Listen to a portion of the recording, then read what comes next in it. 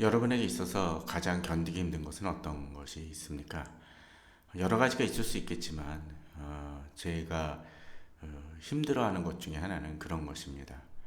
정말 악한 사람이 잘 되어지고 또 주목받는 것입니다. 그런 사람들에게 사람들이 많이 추종을 하고 있고 또 그들이 함부로 말하고 악한 말을 함에도 불구하고 그것이 제어되고 통제되는 것이 아니라 오히려 그런 사람들의 말에 사람들이 주목하고 그것을 따르고 추앙하는 모습들을 보일 때 사실 좀 답답합니다. 그것은 시기심이나 그런 것하고는 차이가 있습니다. 하나님의 공의 또는 이 세상의 어떤 정의가 실현되지 않는 것에 대한 안타까움과 답답함입니다. 그런 답답함을 느낄 때 우리 성도님들은 어떻게 생각하십니까? 오늘 본문은 바로 그러한 것을 보여줍니다.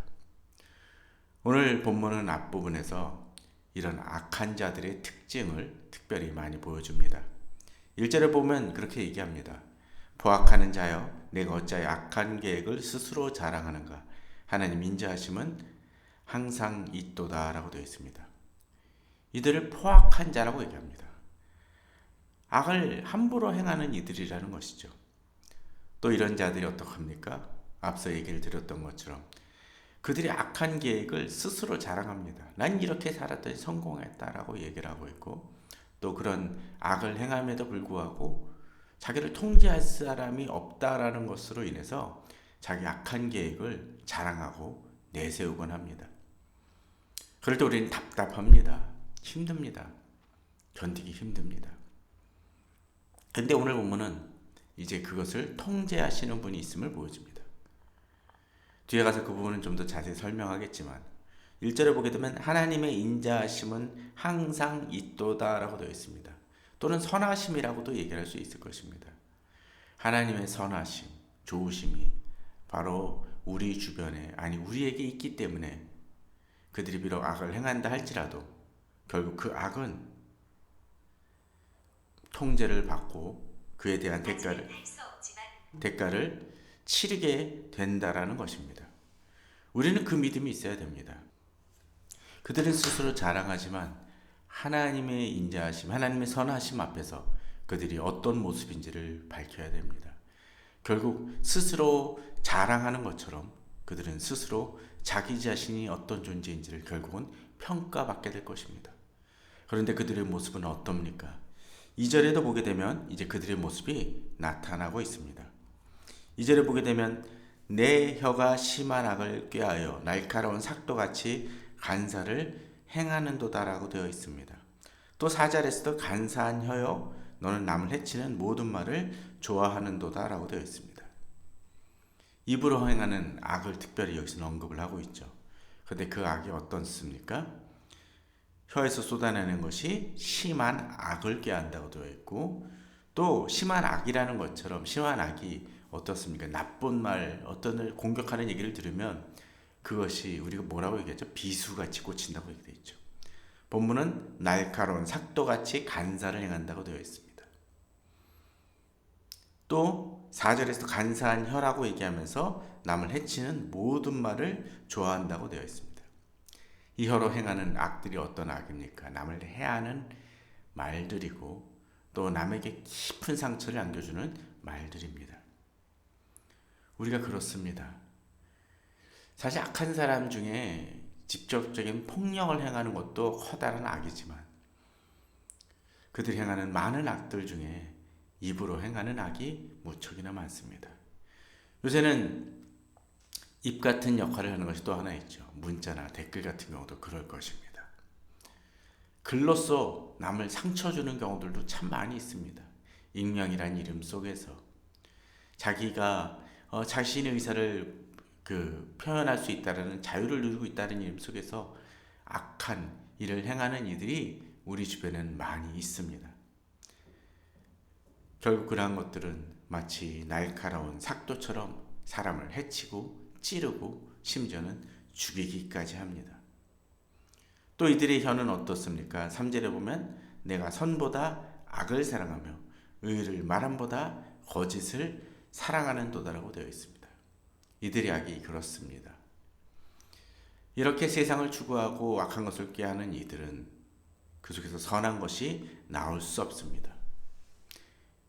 의의가 없습니다. 그러다 보니까 어떤 사람은 그렇죠. 논쟁이나 그런 것을 벌이게 되면 논리나 이성으로서 또 합리성으로 따지는 것이 아니라 무조건 우긴가 공격적으로 여론 선동을 통해서 그들이 새를 잡으려 하고 있고 그들의 주장을 관철시키려 하곤 합니다.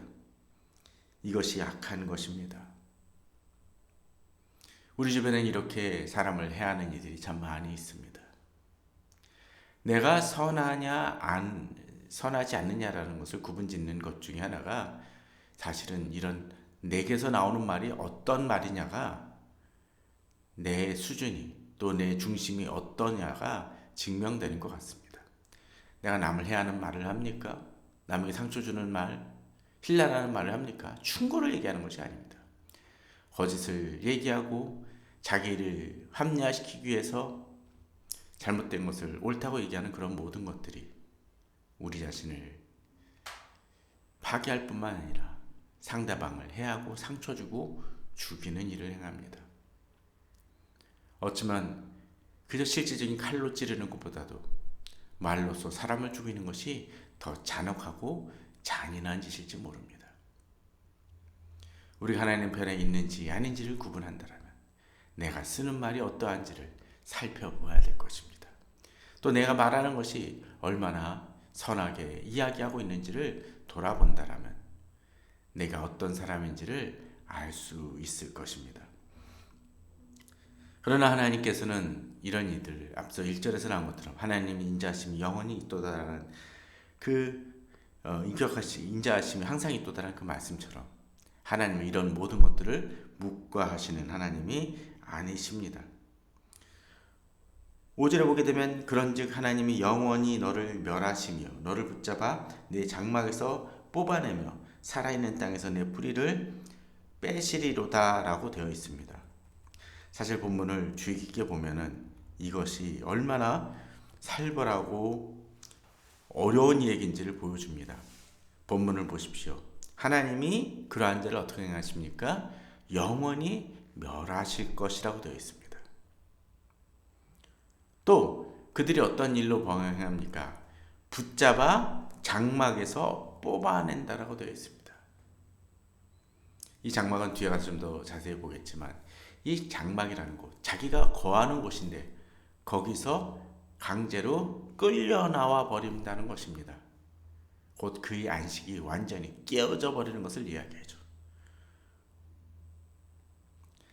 악한 자들이 아무리 자기가 안식을 취하려고 하고 있고 자기가 좀 더 편안한 삶을 살려고 행하지만 하나님이 그들을 흔드실 때, 그들을 뽑아내실 때 그것을 감당할 자는 아무도 없습니다.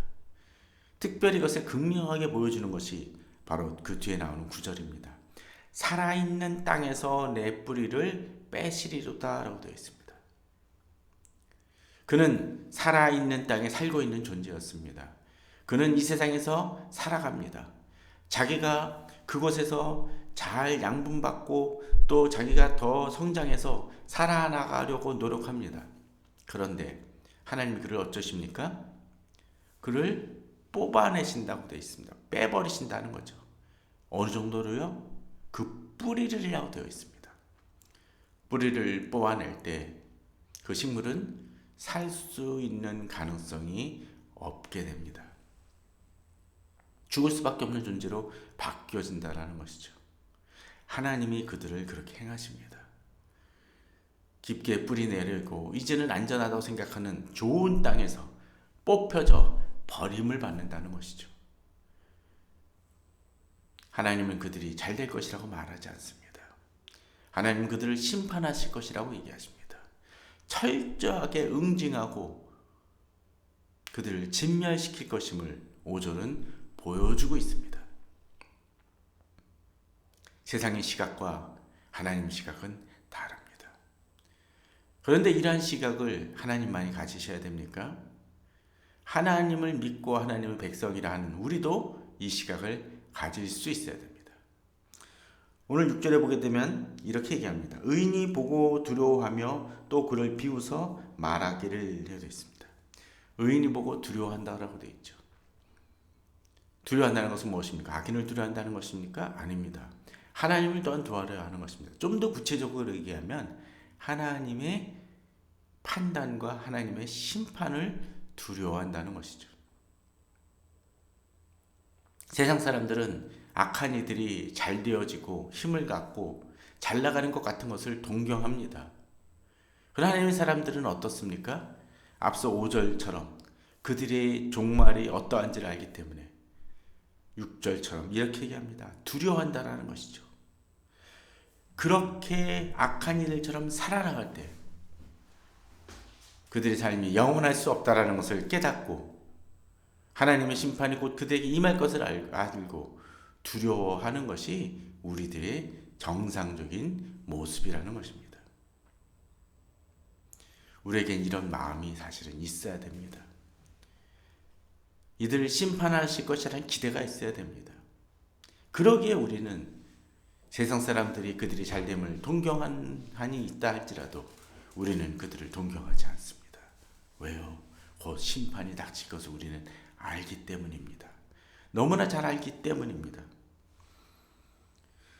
그러기에 우리는 그들을 시기하거나 질투하는 것이 아니라 그들의 곧 무너질 것을 알기에 그들이 허망한 것을 의지하는 것을 알기에 본문처럼 비웃거나 그들이 삶을 보고 답답함을 느끼는 것이 당연한 것입니다. 그래서 세상이 잘 되는 것, 그들이 잘 되는 것에 대한 답답함이 아니라 그들이 곧 망할 것이라는 것을 알고 그들에 대한 마음이 복잡해진다는 것이죠. 우리에게 그런 마음이 있어야 될 것입니다. 우리 시선 전환이 있어야 될 것입니다. 세상을 동경하는 것이 아니라 세상의 방법을 동경하는 것이 아니라 하나님께서 그들을 심판하실 것을 볼 수 있는 새로운 눈이 우리에게 열려져야 될 것입니다. 그럴 때 우리는 그런 어렵고 힘든 상황 속에서도 담대히 나아갈 수 있습니다. 이제 본문은 이 약한 자가 또 어떤 자인지를 좀 더 구체적으로 보여줍니다. 7절에 이 사람은 하나님을 자기 힘으로 삼지 아니하고 오직 자기 재물의 풍부함을 의지하며 자기 약으로 스스로 든든하게 하던 자라 하리로다. 오늘 7절에서 보게 되면 잘 보십시오. 자기라는 말이 몇 번이나 들어가는지 한번 보십시오. 또 스스로, 그의 준하는 스스로라는 단어도 등장을 합니다. 이것은 무엇입니까? 지난번에 한번 제가 설교 시간에 얘기했던 것처럼 그 부자의 어리석은 부자에 대한 이야기처럼 본문은 그 어리석은 부자가 자기 내 것이라는 것을 강조했던 것처럼 본문도 자기라는 말을 계속적으로 반복해야 쓰고 있고 또 스스로 든든하게 하던 자라고 얘기함을 통해서 그들이 자기중심적인 사고, 자기밖에 모르는 사람임을 본문은 보여준다는 것입니다. 악인들이 의지하는 것은 이렇게 하나님이 아니라 자기 힘을 의지합니다. 자기 재물과 행위를 믿는 이들입니다. 그들은 철저하게 자기 자신만을 의뢰하는 이들입니다. 그러나 하나님을 의지하지 않고 자기 힘으로 나아가는 이들은 결국 망할 수밖에 없습니다. 하나님의 심판을 받을 수밖에 없습니다. 의인이 그들의 결국을 보고 두려워하는 것처럼 하나님의 시선이 있는 자, 하나님의 말씀에 굳건히 선 자들은 바로 하나님 이렇게 행하실 것을 알고 더욱더 주님에 대한 믿음으로 나아가게 됩니다. 오늘 이제 8절은 이제 그들 악한 자들과는 다르게 살아가는 사람을 보여줍니다. 그러나 나는 하나님의 집에 있는 푸른 감람나무 같으며 하나님의 인자하심을 영원히 의지하리로다 라고 되어 있습니다. 앞서 악인들은 어디서 뽑아내집니까? 장막에서 뽑아내진다고 되어 있습니다. 그에 반해서 오늘 본문은 우리는 어디에 있습니까? 하나님의 집에 있는 사람입니다. 악인이 거기서 집에서 장막에서 쫓겨나고 또 그 뿌리가 빼내어진다라는 그 표현하고는 대조적으로 우리는 장막이 아니라 하나님의 집, 곧 견고한 집에서 있고 또 거기 어떤 사람이요? 푸른 감람나무 같다 했습니다. 뿌리채 뽑히는 존재가 아니라는 것이죠.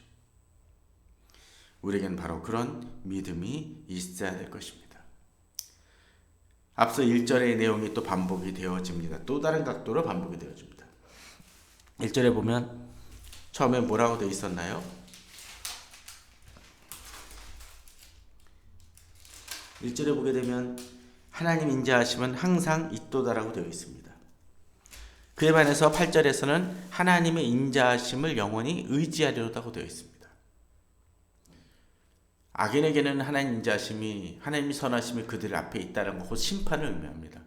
그러나 그에 반해서 하나님의 사람들은 어떻습니까? 하나님의 인자하심을 영원히 의지합니다. 곧 하나님은 나를 심판하시는 하나님이 아니라 내게 힘주시고 위로해 주시는 하나님이십니다. 또 그들은 뿌리채 뽑혀서 푸른 잎이 날려한 알 수 없는 존재인데 반해서 우리는 어떻습니까? 하나님의 집에 있는 푸른 감람나무가 되어 있습니다. 잘 자란다는 것이죠. 지금 내가 어디에 의존하고 사는지를 보아야 될 것입니다. 그럴 때 우리는 달라집니다. 앞서 악인들이 잘 되는 것 같고 또 의인들이 오히려 제대로 대우받지 못하는 것 같지만 9절은 이렇게 얘기합니다. 주께서 이를 행하셨으므로 내가 영원히 주께 감사하고 주의 이름이 선하심으로 주의 성도 앞에서 내가 주의 이름을 사모하리이다고 되어 있습니다.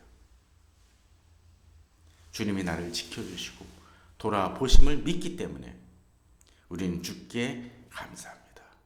앞서 얘기했던 그 악인들이 하나님 앞에서 철저히 무너질 것을 알기에 또 하나님의 집에 있는 우리는 푸른 감람나무 같이 잘 자랄 것을 믿기 때문에 우리는 더욱더 하나님을 의지하고 하나님께 감사할 수 있습니다.